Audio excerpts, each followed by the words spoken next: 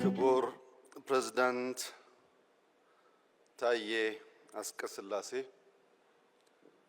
ክቡር የቀድሞ የኢፌዴሪ ፕሬዝዳንት ዶክተር ሙላቱ ተሾመ፣ ክቡር አፈጉባኤ ታገሰ ጫፎ፣ ክቡር አፈጉባኤ አገኘሁ ተሻገር፣ የጠቅላይ ፍርድ ቤት ፕሬዝዳንት ክቡር ቴዎድሮስ ምህረት፣ ክቡር ምክትል ጠቅላይ ሚኒስትር ተመስገን ጥሩነህ፣ ክቡር አቶ አደም ፋራህ የፓርቲያችን ምክትል ፕሬዝዳንት፣ ክቡር ፊልድ ማርሻል ብርሃኑ ጁላ እና የጦር መኮንኖች፣ የተከበራችሁ የሁሉም ክልል ርዕሳነ መስተዳድሮች፣ ሚኒስትሮች፣ የሃይማኖት አባቶች፣ በዚህ ስፍራ የተገኛችሁ ተጋባዦች በሙሉ ከሁሉ አስቀድሜ 2017 በብዙ ድል፣ በብዙ መከናወን፣ በብዙ ስኬት ላሸጋገረን በጠራ ሐሳቤ ላይ መጪውን ጊዜ በተስፋ እንድንጓዝ ለረዳን ፈጣሪያችን ምስጋና እንዳቀርብ ይፈቀድልኝ። በብዙ የተረዳን፣ በብዙ የታገዝን፣ ብዙ መከናወን ያየን ሰዎች ከስኬት በኋላ በምስጋና የሚገባውን ለፈጣሪ መስጠት እጅግ አስፈላጊ ልምምድ ስለሆነ እንደኔ ያለ እድለኛ ሰው ደጋግሞ ፈጣሪውን ሲያመሰግን እናንተም ብትተባበሩት አይከፋም።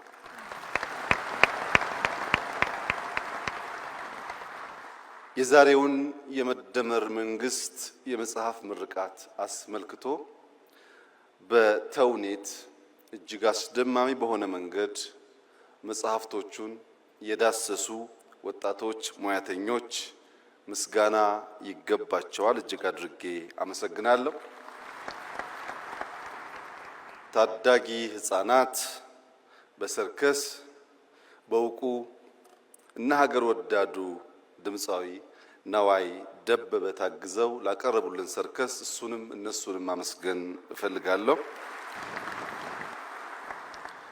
ዶክተር እዝራንም እንደዚሁ ማመስገን እፈልጋለሁ።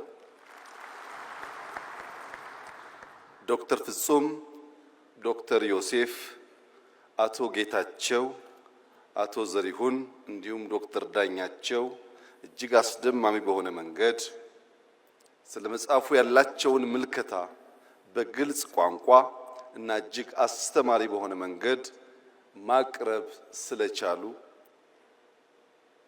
በግሌ እጅግ የተደመምኩ መሆኔን እየገለጽኩ እነሱንም ማመስገን እፈልጋለሁ።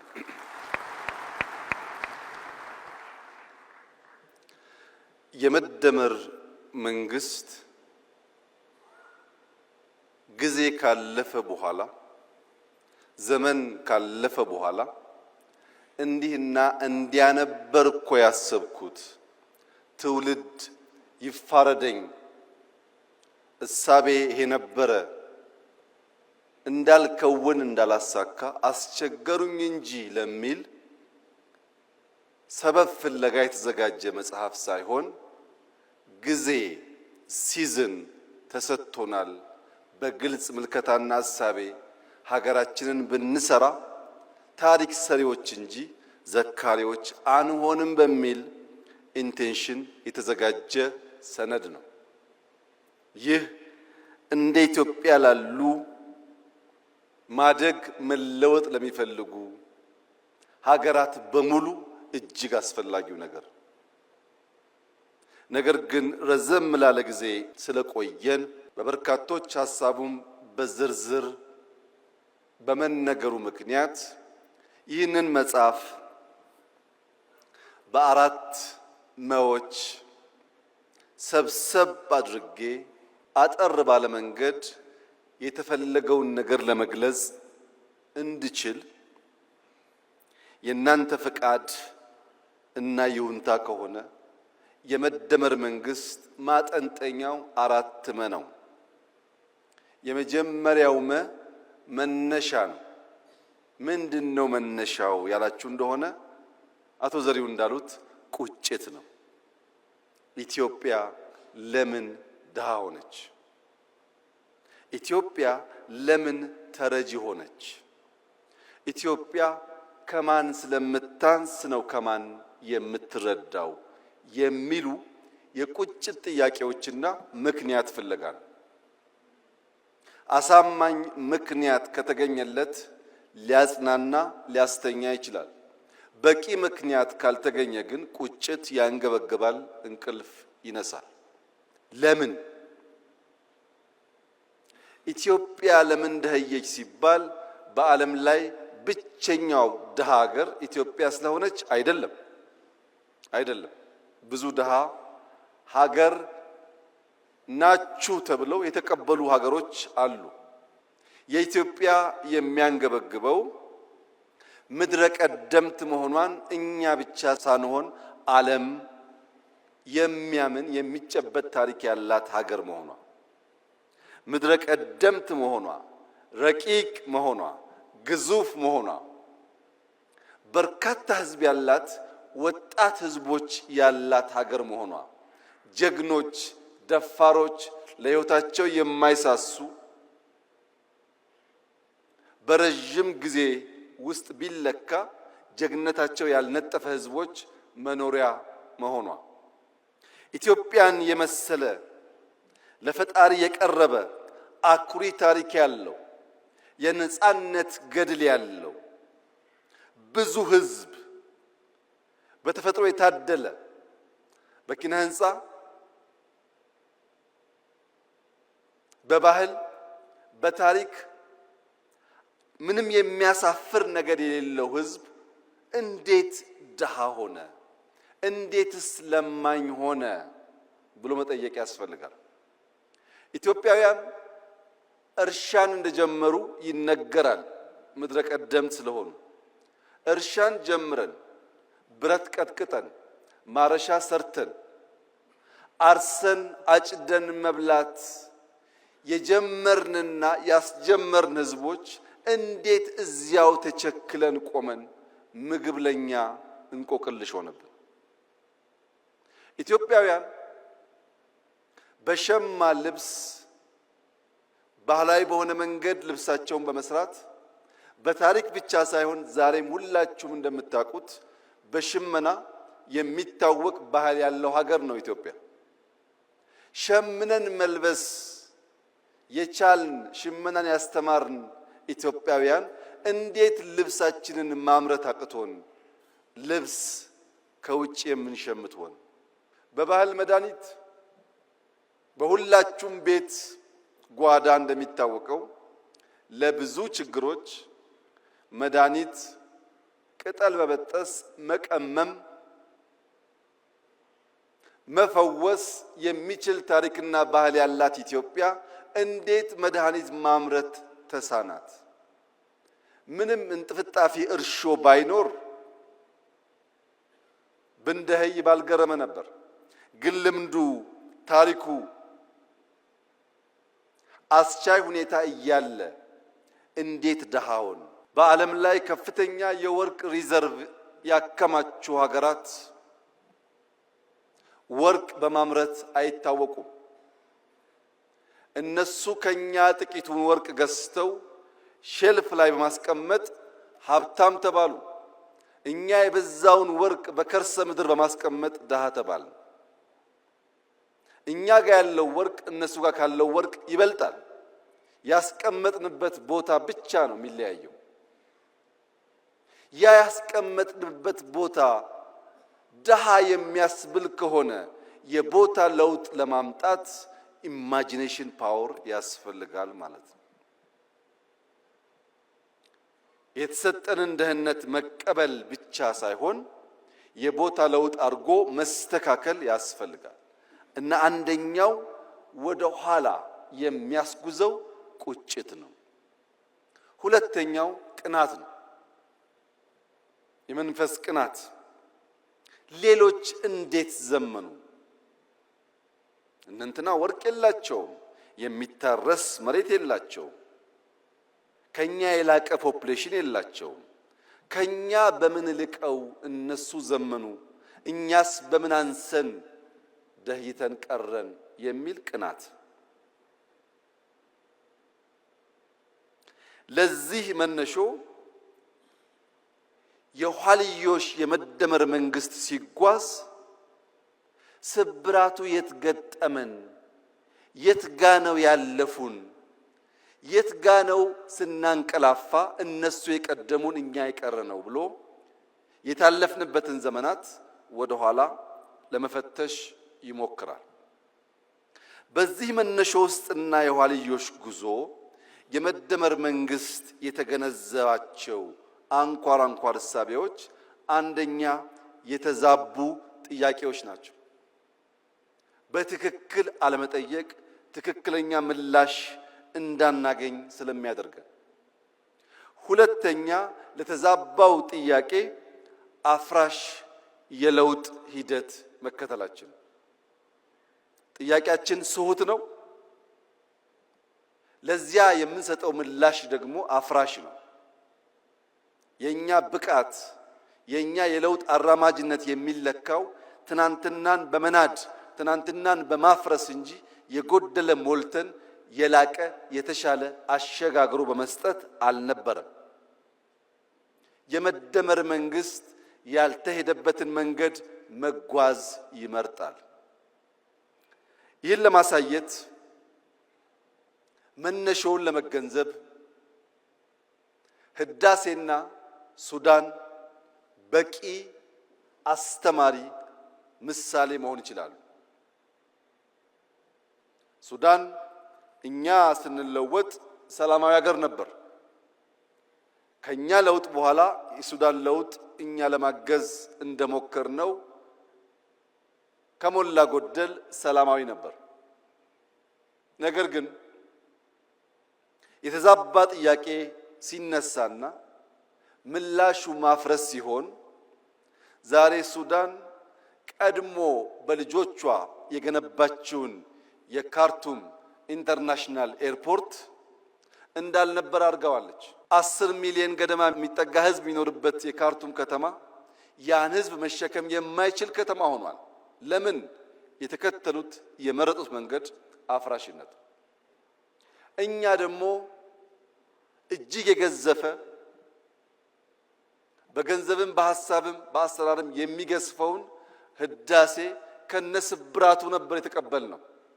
በነገራችን ላይ ሰሞኑን ህዳሴን በሚመለከት ማን ሰራው፣ እንዴት ሰራው፣ የማን ድርሻ ስንት ፐርሰንት ይሆናል የሚል ጉዳይ በእጅጉ አከራካሪ ሆኖ ቆይቷል። ለምን? ስለጨረስ ነው።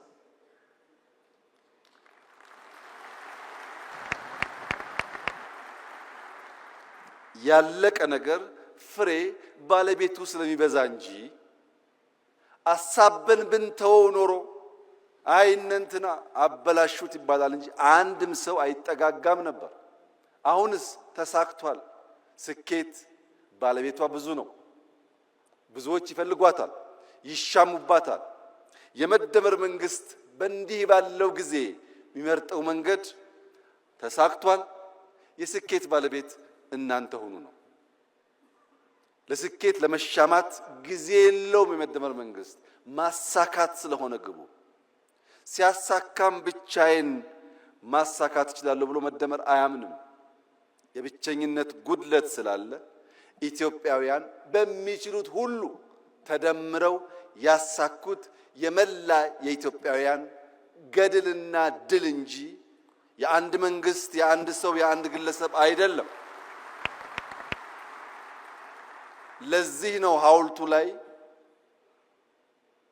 መላ ኢትዮጵያን በሚወክል መልኩ የብዙዎቹን ምስለ ቅርጽ የያዘ ሐውልት መገንባት ያስፈለገበት ምክንያት ህዳሴ የመላ ኢትዮጵያውያን ብቻ ሳይሆን የኢትዮጵያ ወዳጆችም ጭምር የኩራት ምንጭ ስለሆነ፣ ሽሚያው የወለደው ድል ስለሆነ አሳክተን በድል ላይ መሻማት የተሻለ ስለሆነ አሳበን ከመተው የነበረውን ጭቅጭቅ ድምዳሜ እንዲያገኝ እኔ በግሌ ህዳሴን በሚመለከት ከመላው ኢትዮጵያውያን አንጻር የነበረኝ ሚና ኢሚንት እና በጣም ትንሹ ስለሆነ አትጨቃጨቁ፣ ድሉ የእናንተ ነው፣ ህዳሴ ግን የጋራችን ነው ማለት እወዳለሁ። አንደኛው የመጀመሪያው መነሻ ነው።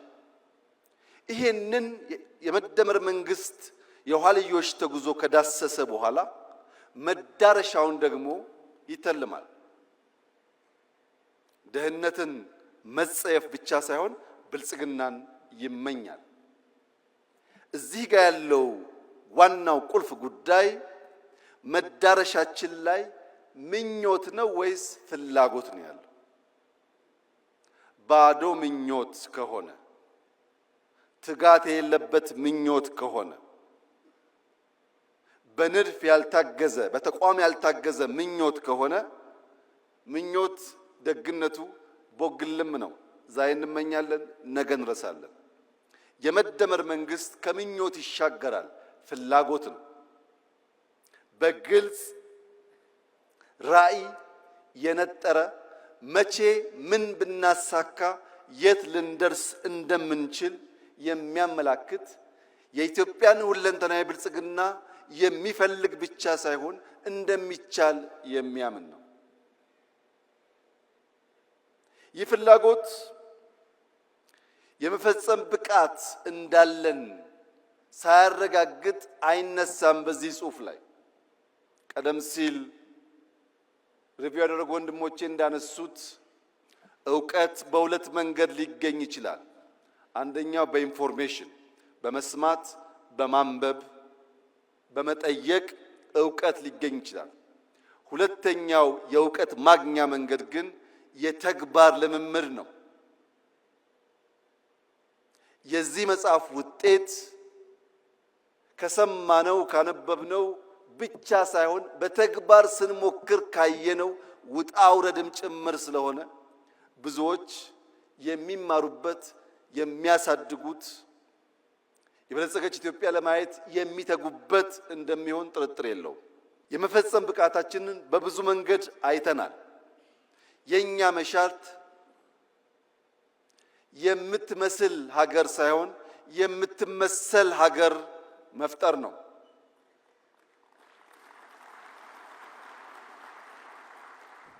ለመምሰል ሞክረናል፣ ብዙ ጊዜ አልተሳካም። አሁን በእኛ መልክ በእኛ እሳቤ በእኛ ባህል ልክ ተቀርጾ በምሳሌነት የሚወሰድ ሀገር መገንባት እንፈልጋለን። ይህ ደግሞ ይቻላል ብሎ የመደመር መንግስት በጽኑ ያምናል። ለምሳሌ አረንጓዴ አሻራ በጥቁር ሕዝቦች ታሪክ እስከ ዛሬ ድረስ ማንም ያልሞከረው ነው። 48 ቢሊየን ችግኝ። ይህ የምንመስለው ሳይሆን የምንመሰልበት ሆኖ በታሪክ ማህደር የሚቀመጥ ይሆናል። እያንዳንዱ የጥቁር ዘር እንደሚችል፣ እንደሚያስብ፣ እንደሚቀናጅ ተሰናስሎም ትልቁን ነገር ማሳካት እንደሚችል አንድ ማሳያ ተደርጎ ሊወሰድ ይችላል። ሁለተኛ ቅድም ያነሳሁት ህዳሴ በትውልዶች መካከል ሳይቆም በገንዘብ እጥረት ሳይቆም በኮሮና ሳይቆም በጦርነት ሳይቆም ኢትዮጵያውያን ያላቸውን ቁጭት በዚህ ልክ መግለጥ ከቻሉ የትኛውም የጥቁር ዘር ትልቅ ነገር አስቦ ሳይለምን ሳይበደር ሳይለቃ ሊከውን እንደሚችል የሚያረጋግጥ ሁለተኛ ምሳሌ ነው። ቅድም ወንድሜ ጌታቸው እንዳነሳው አዲስ አበባን በሚመለከት እየመጣ ያለው ለውጥ ምንም ጥርጣሬ አይግባችሁ፣ በጥቂት ዓመታት ውስጥ በድፍን አፍሪካ ምሳሌ ተደርጎ ይወሰዳል። ምክንያቱም በራስ አቅም በራስ ገንዘብ ባጠረ ጊዜ ከመቆሸሽ ከጨለማ ልምምድ የወጣን ከተማ ለዜጎች ምቹ አድርጎ መስራት እንደሚቻል በተግባር ያሳየንበት አንዱ ስራ ስለሆነ ለብዙዎች ማስተማሪያ እንደሚሆን ጥርጥር የለውም። እግረ መንገድ የጌታቸውን ኮንሰርን ለመጋራት ምንም ነገር በቤታችን ጀምረን ቤታችን ላይ ማብቃት የለበትም። የኛ ሞቶ ያኔ ጌታቸው ወጣ ብሎ ነው እንጂ ከቢሮ እስከ ከተማ ከከተማ እስከ ሀገር ይል ነበር። ቢሮአችን፣ ግቢያችን፣ ሰፈራችን ከዛም አዲስ አበባችን ያልነው ነገር ግን ዛሬ የኛ ስህተት ሆኖ ይሆናል እንጂ ወንድሜ ጌታቸው ቢሾፍቱ፣ አዳማ፣ አርሲ ነገሌ፣ ሐዋሳ፣ አርባ ምንጭ፣ ሶዶ፣ ጅማ ብትሄድ ደቡብ ምዕራብ በዚህ እንቅስቃሴ ውስጥ በራሳቸው ልክ ሲንደፋደፉ ታያለ። ወደ ምስራቅ ብትሄድ ሐረር፣ ድሬዳዋ፣ ጅጅጋ በሚያስደንቅ ፍጥነት ራሳቸውን እየለወጡ ይገኛሉ። እኔ ከጌታቸው ጋር የምጋራው የብዙዎቻችን እምነት እንዲሆን የምፈልገው መንግስታትን የሚገለው ሰልፍ ግራቲፊኬሽን ነው። አዲስ አበባ ላይ 1% ለውጥ አመጣን ብለን እምንመጻደቅ ከሆነ አናድግም። እምናድገው በቁጭታችን ልክ ስንተጋ ነው። መልካም ጅማሮ ጀምረናል። ማንም ቢያምንም ባያምንም አስደናቂ ጅማሮ ጀምረናል። ግን ጅማሮ ነው። ጅማሮ ምን ይፈልጋል? ኮንቲኒቲ ይፈልጋል። ልክ እንደ መደመር ሳይቆራረጥ መከወን አለበት። ያንን ካደረግን ድፍን ኢትዮጵያ የውበት የለውጥ የዘመናዊነት ምሳሌ ተደርጋ መጠቀስ ትችላለች። ሌላው ሪቨርሳይድ ነው። ቅድም ዶክተር ዳኛቸው ከተፈጥሮ ጋር አያይዞ የኢትዮጵያን ወንዞች አጠቃቀምና ብልሽት ገልጿል። የአዲስ አበባ የሪቨርሳይድ ፕሮጀክት ወይም የአርባ ምንጭ የሪቨርሳይድ ፕሮጀክት ካለምንም ጥርጥር ለብዙ ሀገራት ምሳሌ መሆን ይችላል። እጅግ አኩሪ ጅማሮ ነው ያለው። ይህንን ጅማሮ በማስፋት ለመላው ጥቁር ሕዝብ ምሳሌ የሚሆን ስራ ለካ ይቻላል የሚል እሳቤ ማስተጋባት ከአዲስ አበባ ይቻላል። በስንዴ ላይ የነበረው ዘመቻና የተገኘው ውጤትም እንደዚሁ ሊገለጽ የሚችል ነው። ስለዚህ እኛ ኢትዮጵያውያን ከተደመርን በጋራ ለመስራት ከወሰን እንችላለን የሚለውን ነገር ለማየትና መዳረሻችን የሚያጓጓ ነው። አያስተኛም። የኢትዮጵያን ብልጽግና ማየት፣ የማትረዳ ኢትዮጵያን ማየት፣ ውብ ኢትዮጵያን ማየት እንቅልፍ የሚነሳ ጉዳይ ነው። ይህ ጉጉት፣ ይህ ፍላጎት በታሪክ ካየነው ስብራት ወደምንፈልገው ራዕይ ለመድረስ እንዲሁ በዝላይ ብቻ ሳይሆን መንገዱን በትክክል መቀየስ ይፈልጋል። ሶስተኛው መንገዱ ነው። እንዴት ብንጓዝ ነው ያን የሚያጓጓ ራዕይ ልናሳካ የምንችለው? አንደኛ ከውስጥ ወደ ውጭ በማየት ነው። የኢትዮጵያ ክርስትና፣ የኢትዮጵያ እስልምና ለዓለም የሚያስተምረው ትርፍ ዕውቀት ያለው እንጂ ከዓለም የሚናፍቅ ሊሆን አይችልም። ምክንያቱም ክርስትና ተጀምሮ በ30 ዓመቱ ገደማ ነው ኢትዮጵያ የገባው። እስልምና ተጀምሮ በተጀመረበት አገር ሳይስፋፋ ነው ኢትዮጵያ የገባው። 1000 ዓመት የደለበ ዕውቀት ያላት ኢትዮጵያ ለማስተማር እንጂ ከሌሎች ለመማር የምትጓጓ መሆን የለባትም። ከውስጥ ወደ ውጭ ማየት አለብን። ከውጭስ መማር አለብን። ያለፉን፣ የቀደሙን፣ የሰለጠኑ፣ የፈጠሩ ሀገራት አሉ። መማር አለብን። መቅዳት የለብንም። መማር ነው ያለብን። ከነሱ ስንማር የኛን መርምረን አሰናስለን ግልጥ ያለ ሐሳብ መያዝ ስንችል የአቅምና የአቋም ድማሮን ስንፈጥር ኢትዮጵያ ውስጥ የአቅምና የአቋም ድማሮ ከፈጠርን ተአምር መስራት እንችላለን። የአቅምና የአቋም ድማሮ ግን መፍጠር አስቸጋሪ ሆኖ ለሚታየን ዜጎች የዛሬው መድረክ በቂ አስተማሪ ይመስለኛል። አብይና ዘሪሁን፣ አብይና ጌታቸው፣ አብይና ፈላስፋው ዳኛቸው ስለ ሀገራቸው ጉዳይ በአንድ ቦታ የሚቀራረብ ቋንቋ መነጋገር የሚችሉ ከሆነ ከነዚህ ሰዎች የተለየ ክሪቲክ፣ ከነዚህ ሰዎች የተለየ ሐሳብ የሚያንሸራሽር እምብዛም የለም። ዳኛቸው ማለት እድሜ ልኩን በመተቸት በመቃረን ሐሳብ በማመንጨት በመጠየቅ የራሱን ስራ እስኪሰዋ ድረስ ተጋድሎ ያደረገ፣ ከቤተሰብ እስኪቃረን ድረስ ተጋድሎ ያደረገ የረጅም ዘመን የበቃ ምሁር ነው። ዘሪሁን በኢህአዴግ በመጀመሪያ ወራት ከዩኒቨርሲቲው ከተባረሩ ምሁራን መካከል አንዱ ነው። በዚሁ ስራው ኢህአዴግ ውስጥም ደጋፊ ተቺ ነበር፣ በእኛ ጊዜም ተቺ ነበር። ለመተቸት ሐሳብ ለመመንዘር ችግር ያለባቸው ሰዎች አይደሉም። የጌታቸው መናገር አያስፈልግም ብዬ ከነዚህ ሰዎች የተሻለ የደረጃ ሐሳብ ይዞ በኢትዮጵያ ናሽናል ኢንትረስት ላይ የሚታገል ብዙ ሰው አላየውም። ለሁላችንም ኢትዮጵያ ትበቃለች። የምንደመረው በአንድ ጭንቅላት ለማሰብ አይደለም፣ ስለ አንድ ሀገር ለማሰብ ነው። የምንደመረው በአንድ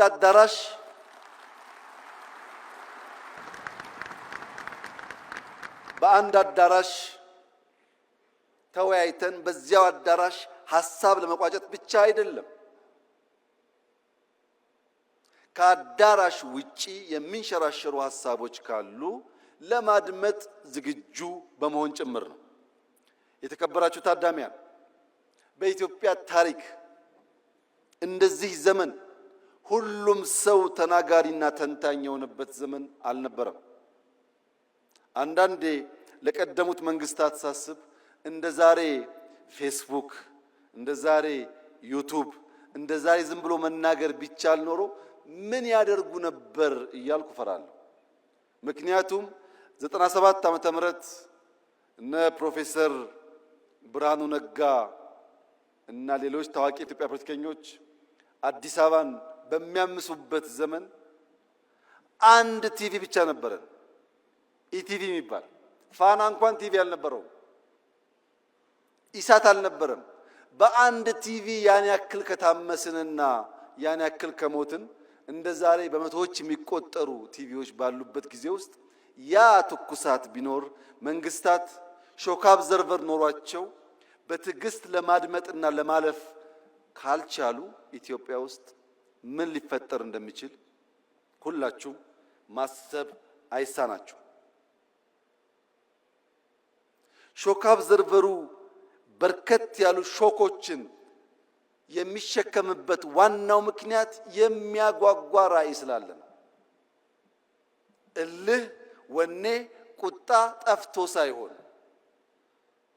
ያ የሚያጓጓው የብልጽግና ራዕይ ግድ የለም እኛ ስንራገጥ ነገር እንዳያልፈን በትዕግስት አብዞርብ እያደረግን ብንሻገር ይሻላል የሚል ምርጫ ስለወሰድን ፕሮፌሰር ብርሃኑ ነጋ፣ አቶ ጌታቸው ረዳ፣ አቶ መላኩ አለበል እና ሌሎች ባለስልጣናት በጋራ ሆነው የኢትዮጵያን መንግስት የሚመሩ ከሆነ የኢትዮጵያ መንግስትም ሐሳብ እና ብቃት ካላቸው ለመቀበል ዝግጁ ከሆነ ቢያንስ በመጽሐፍና በንግግር እንጨቃጨቅ ይሆናል እንጂ የሚያደባድብ የሚያጋድል ምክንያት የለም ማለት ነው። ስለዚህ መንገዱ በተቻለ መጠን ኢትዮጵያውያንን በጋራ ራዕይ ላይ መሰብሰብ ያስፈልጋል ብሎ ያምናል። ኢትዮጵያውያን በጋራ ራዕይ ከተሰባሰቡ በኋላ ስብራት ለይተን መፍትሄ ማበጀት ደግሞ ያስፈልጋል። የኢትዮጵያ የእድገት ጉዞ ስብራት፣ የኢትዮጵያ ፖለቲካል ችግር ስብራት ዋነኛው ጉዳይ የጥላቶቻችን አጀንዳ ነው። ይሄም መለያየት ነው። ዘር፣ ሃይማኖት፣ ጾታ፣ ሰፈር፣ መንደር እየተባለ መለየት ነው። ለዚህ መፈወሻ መድኃኒት ደግሞ መደመር ብቻ ነው። እኛ መደመር ስንል ጠላቶቻችን ይደነግጣሉ። ምክንያቱም ስንደመር እንዴት ያለ ታሪክ እንደምንሰራ በጥንት ዘመን የኢትዮጵያ ታሪክ ስለሚታወቅ ኢትዮጵያውያን ትግሬ፣ ኦሮሞ፣ አማራ፣ ጉራጌ፣ ወላይታ፣ ሲዳማ ባንባባል ያ ቢከበር በጋራ መቆም ብንችል መፍጠር እንችላለን። በአስፈላጊ ቦታ ደግሞ መዝለል እንችላለን።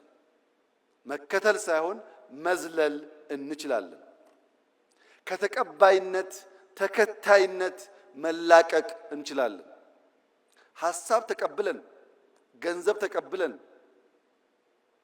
ሚሽን ተቀብለን ኢትዮጵያ ላይ መለማመድ ተገቢ አይመስለኝም። የብዙዎች ችግር ፊዚካሊ አልተገዛንም ብንልም ቨርቹዋሊ በብዙ የቆሸሹ ሐሳቦች የተገዛ ስብስብ ያለበት ሀገር ነው ኢትዮጵያ። የሰውን ሐሳብ ከናሽናል ኢንተረስት አንጻር መመዘን ከተቸገርን እዚያ ማዶ የምንሰማው ሁሉ ትክክል ከሆነ ለመመርመር ማንዘጋጅ ከሆነ የኢትዮጵያን ብልጽግና ማረጋገጥ እንቸገራለን። ስለሆነም መደመር አለብን። የምንደመረው መከፋፈል የኛ የኢትዮጵያውያን ሐሳብ ሳይሆን ኢምፖዝ የተደረገ ቶት ስለሆነ ያለ መከላከል እንደመራለን። ሌላው በጉዟችን ማየት ያለብን ነገር የስነ ልቦና ስብራት ነው። ተሰብረናል፣ አንችልም ባዮች ነን።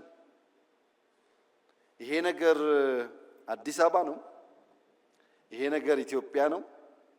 የአዲስ አበባን ኮሪደር ዲዛይን ያደረገላችሁ ማን ነው? ገንዘቡስ ከየት መጣ? ማን ነው ኮንትራክተሩ? ለምን ኢትዮጵያውያን አንችልም ብለን ተቀብለናል።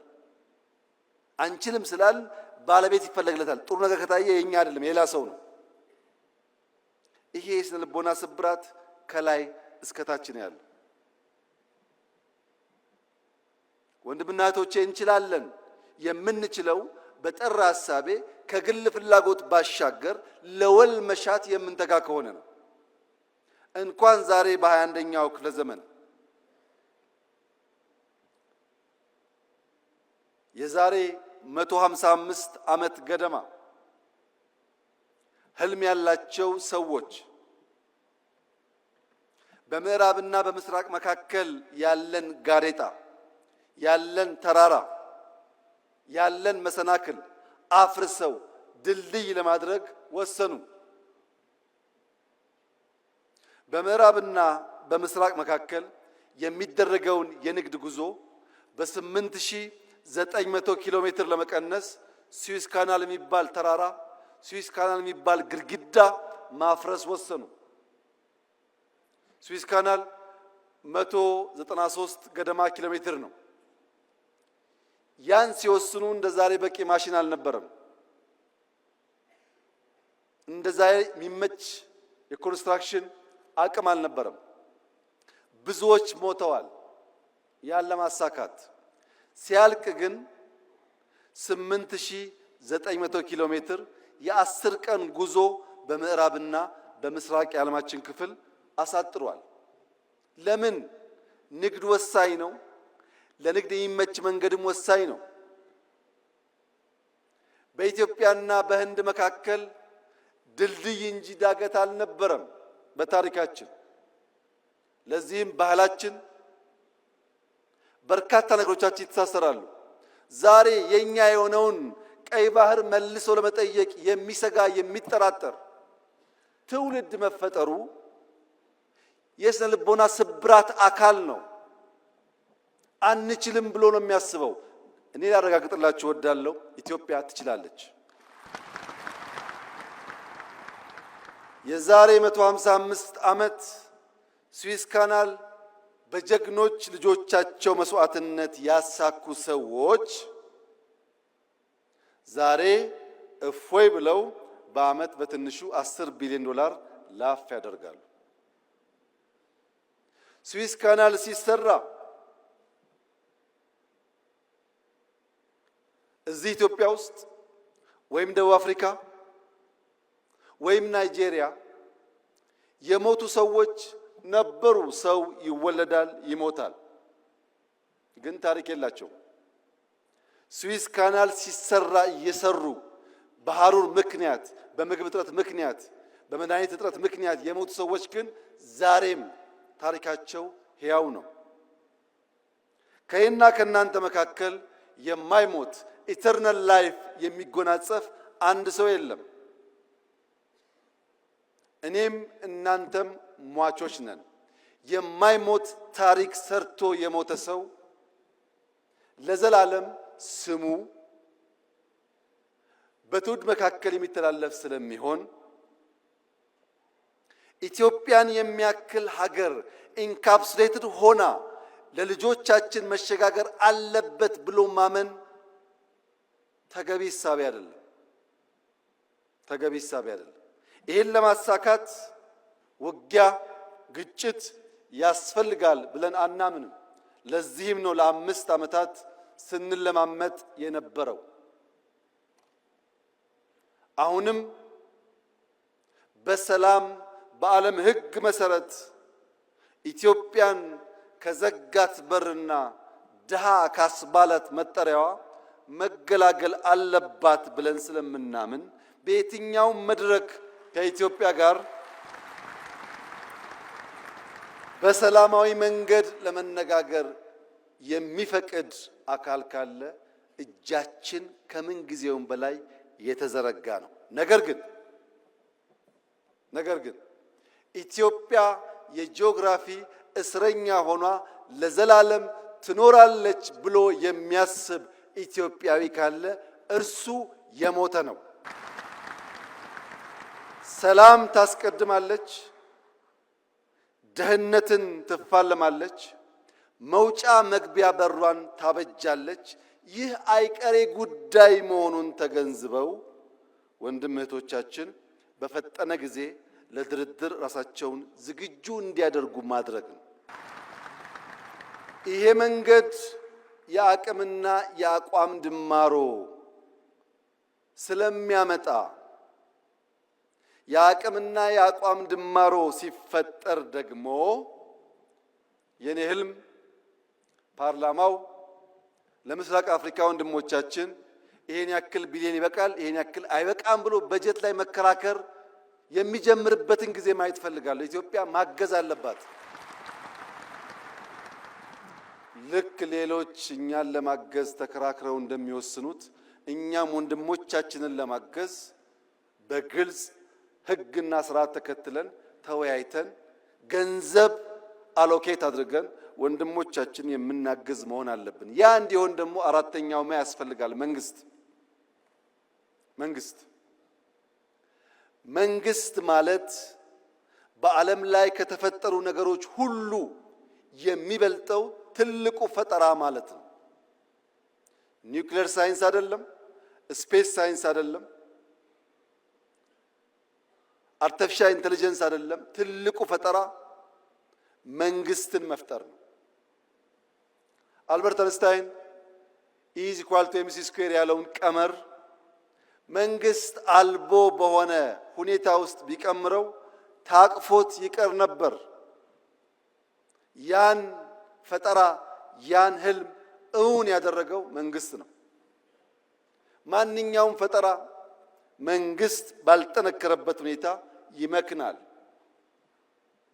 ይህ መንግስት ከፈጠራ ሁሉ ለየት የሚያደርገው ምንድነው ያላችሁኝ እንደሆነ የአፈጣጠር መነሾው ነው።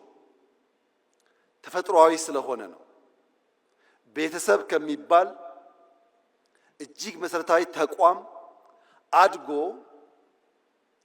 በርከት ያሉ ማህበረሰቦችን የሚያቅፍ የተገለጠ ራዕይ ያለው ሃይራርኪ ያለው የጋራ ህልም ያለው ለጋራ ኮዝ በጋራ የሚሰራ ተቋም የሰው ልጅ መፍጠር በመቻሉ ነው ሰርቫይቭ ማድረግ የቻለውም እንጂ ግማሹ የዓለም ዜጋ የአውሬ ራት ሆኖ ሊቀር ይችል ነበር።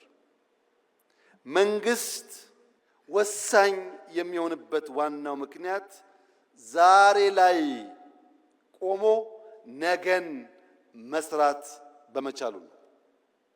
ያለነው ዛሬ ነው።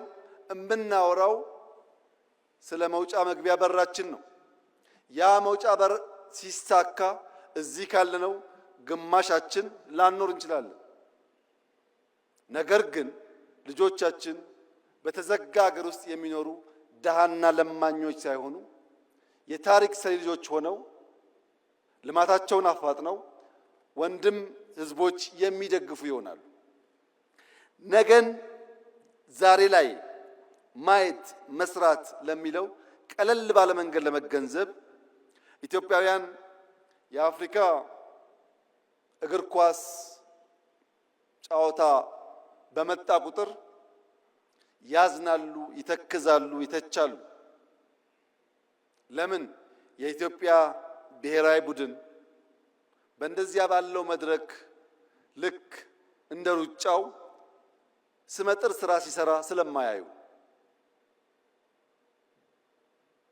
ዛሬ በእርግጠኝነት ብነግራችሁ የዛሬ 10 ዓመት ቢበዛ የዛሬ 10 ዓመት የኢትዮጵያ ብሔራዊ ቡድን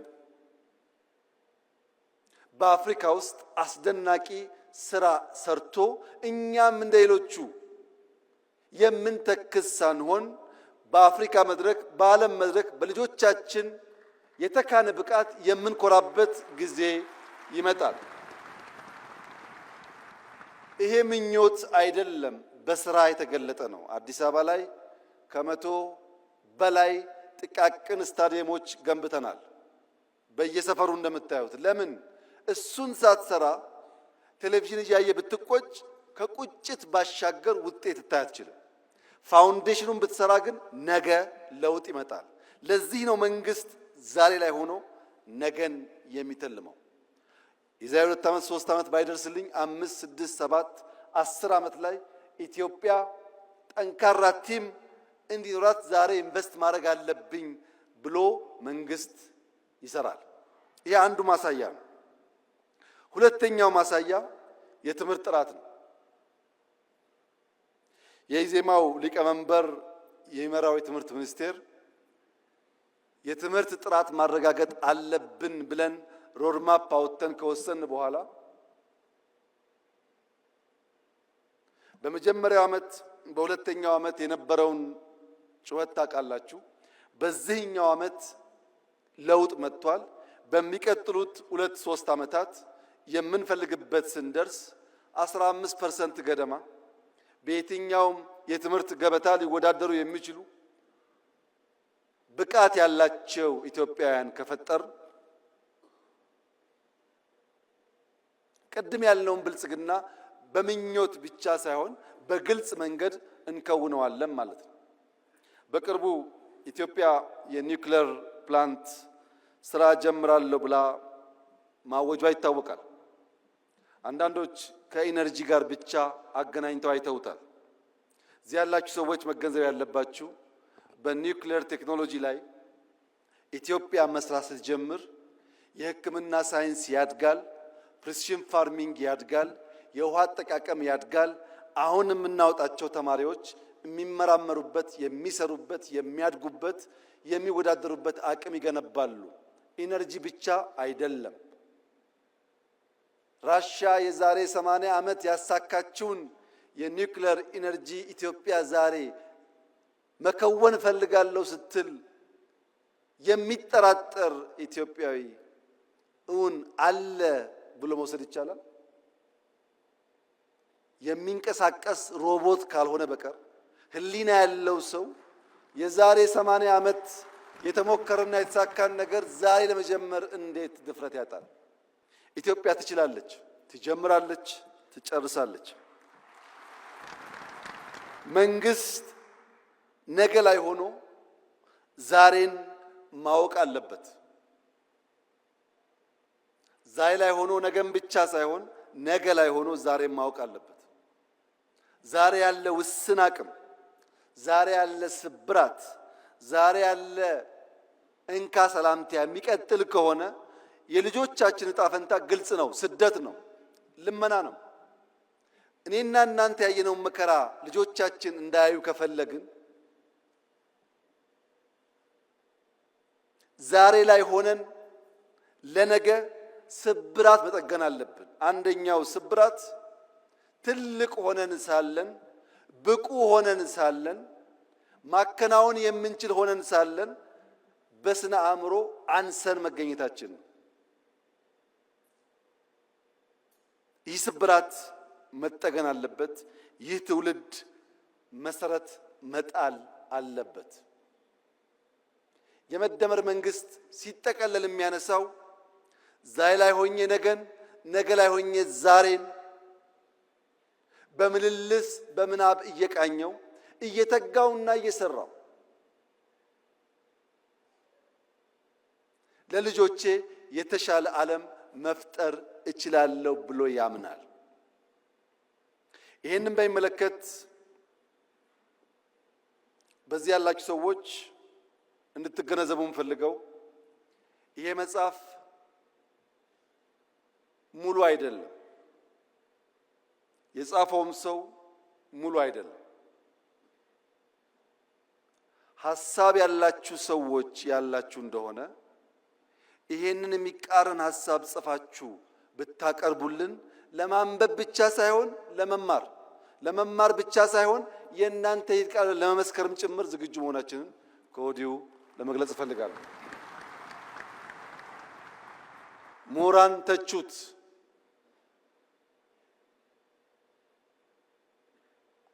በተቃረነ መንገድ ሐሳብ ማፍለቅ የሚችሉ ሰዎችም አፍልቁ። ነገር ግን ሐሳብ አልቦ በሆነ መንገድ እንዴትና መቼ ተጻፈ ብላችሁ የምትቸገሩ ሰዎች ቢያንስ ያልነውን እንደምንፈጽም፣ የጀመርነውን እንደምንጨርስ፣ የምንናገረው እንደምንጽፍ፣ የምንጽፈው እንደምንኖር ኢትዮጵያውያን ስለሚገነዘቡ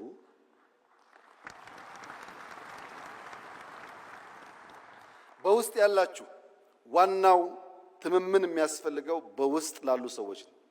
በውስጥ ያላችሁ ሰዎች ላለፉት 2 ዓመታት ምን አይነት መንግስት ነው የሚያስፈልገው የሚለውን በስልጠናዎቻችን ላይ ስንወያይበት ስንመክርበት የቆየነው ሐሳብ ስለሆነ ስታነቡት ግልጥ ብሎ የመደመር መንግስት ያ የመከርንበት የሰለጠንበት የተወያየንበት ጉዳይ ለእኔና ለእናንተ ብቻ ሳይሆን ውጭ ላለውም ዓለም የተዘጋጀ መሆኑ በደንብ ይገለጥላችኋል።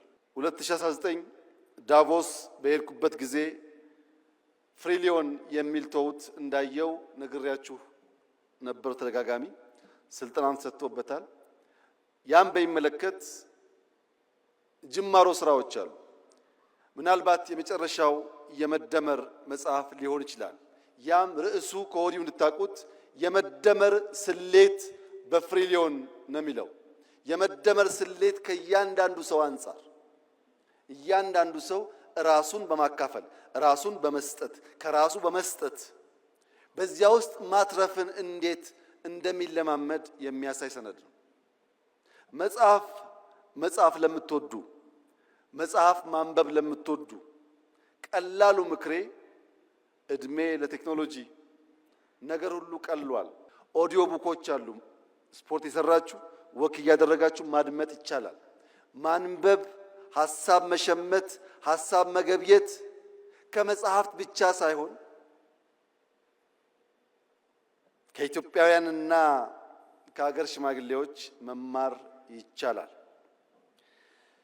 በተቃራኒ መድረክ ላላችሁ ለምትቃወሙ ሰዎች የመጨረሻ መልእክቴ ከኦሮሞ አባቶች አባባል የተዋስኩትን በመውሰድ ያ መርህ እንደሆነና መርሃችሁ እንዲሆንም በመምከር ጭምር ይሆናል።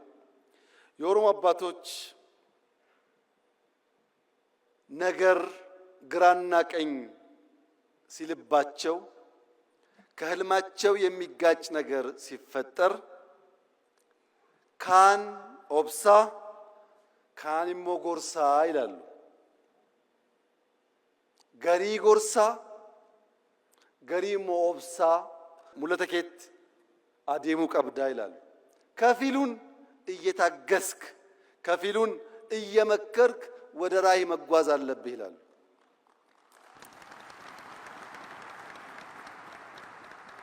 ካን ጎርሳ ካን ኦብሳ ለኔም ለእናንተም ይሰራል። ህልም ካላችሁ ወደ ህልማችሁ መዘርጋት የምትፈልጉ ከሆነ ካን ኦብሳ ካን ጎርሳ፣ ጉዞ ግን ወደፊት መሆን አለበት። እጅግ አድርጌ አመሰግናለሁ።